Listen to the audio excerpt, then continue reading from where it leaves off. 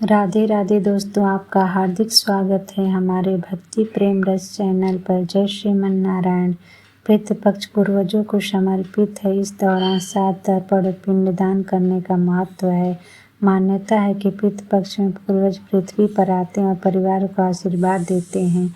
कहा जाता है कि इस अवधि में श्राद्ध करने से पितरों को मोक्ष मिलता है। तो आइए जानते हैं कि श्राद्ध के नियम और इसकी तिथि क्या है। पितृपक्ष का समय बेहद ही महत्वपूर्ण होता है। यह पितरों को समर्पित होता है। पितृपक्ष को श्राद्ध पक्ष भी कहा जाता है, जिसे यह अवधि पूर्वजों को समर्पित है। इस दौरान पितरों की आत्मा की शांति के लिए श्राद्ध, तर्पण और पिंडदान किया जाता है। ऐसी मान्यता है कि पितृपक्ष में हमारे पूर्वज पृथ्वी पर आते हैं और अपने परिवार को आशीर्वाद देते हैं। यह समय उनकी आत्मा को मुक्ति दिलाने और उनके प्रति सम्मान दिखाने का होता है। इस साल पितृपक्ष की शुरुआत 7 सितंबर से शुरू हो रहा है। हिंदू पंचांग के अनुसार इस साल भाद्रपद महीने की पूर्णिमा तिथि 7 सितंबर को देर रात 1:41 पर शुरू होगी। वहीं इसका समापन 7 सितंबर को ही रात में 11:38 पर होगा। पंचांग को देखते हुए इस साल पितृपक्ष की शुरुआत 7 सितंबर 2025 से होगी। साथ ही इसकी समाप्ति 21 सितंबर 2025 को हो जाएगी। पितृपक्ष में अपने श्राद्ध से पितरों को मोक्ष मिलता है और वे खुश होकर अपने वंशजों को आशीर्वाद देते हैं।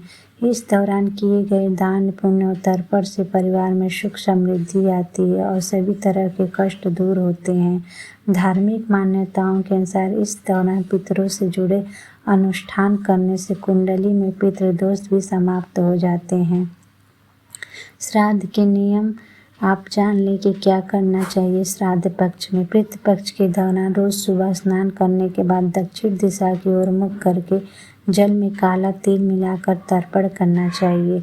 श्राद्ध के दिन किसी ब्राह्मण को घर पर बुलाकर भोजन कराना शुभ माना जाता है। भोजन में खीर, पूड़ी और उनकी पसंद की अन्य चीज़ें शामिल करनी चाहिए। श्राद्ध के बाद जरूरतमंदों को अपने क्षमता अनुसार दान दे देना चाहिए। पितृपक्ष के 15 दिनों तक घर में सात्विक भोजन ही बनाना चाहिए। लहसुन, प्याज और मांसाहार का सेवन पूरी तरह से वर्जित माना गया है। इस दौरान घर और मन दोनों को साफ और पवित्र रखना चाहिए। आइए जानते हैं कि श्राद्ध पक्ष की तिथि क्या है।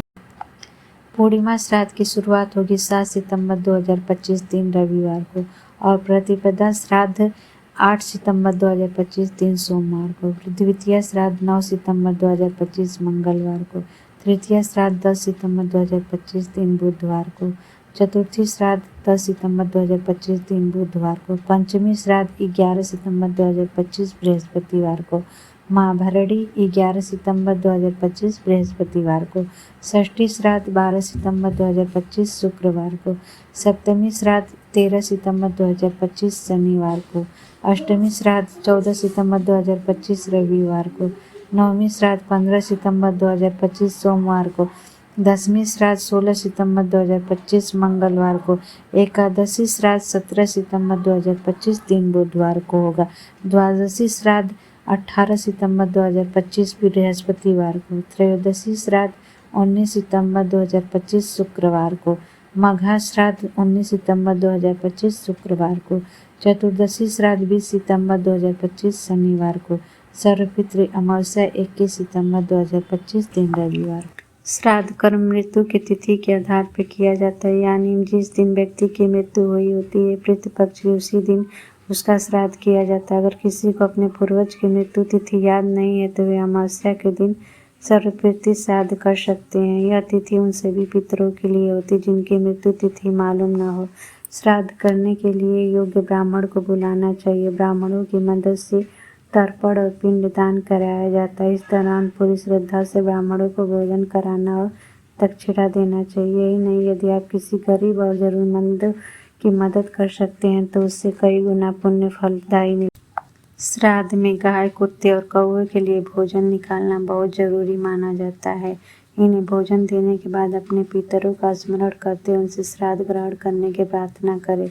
धार्मिक शास्त्रों में श्राद्ध पूजा का समय सबसे अच्छा दोपहर को बताया गया है। दोपहर के समय योग्य ब्राह्मणों की सहायता से मंत्रोच्चारण करके श्राद्ध पूजा करनी चाहिए। पूजा के बाद जल से तर्पण और भोजन में गाय, कुत्ते, कौवे आदि का हिस्सा अलग करके पहले उन्हें खिलाना चाहिए। अगर संभव हो तो गंगा नदी के किनारे जाकर श्राद्ध कर्म करें। कहा जाता है कि गंगा तट पर किया गया श्राद्ध सबसे अधिक फलदायी होता है। अगर ऐसा न कर पाए तो घर पर भी विधि पूर्वक श्राद्ध कर सकते हैं। इस बात का ध्यान रखें कि जिस दिन श्राद्ध करें उस दिन ब्राह्मण भोज जरूर कराना चाहिए और उन्हें दान दक्षिणा भी देना चाहिए।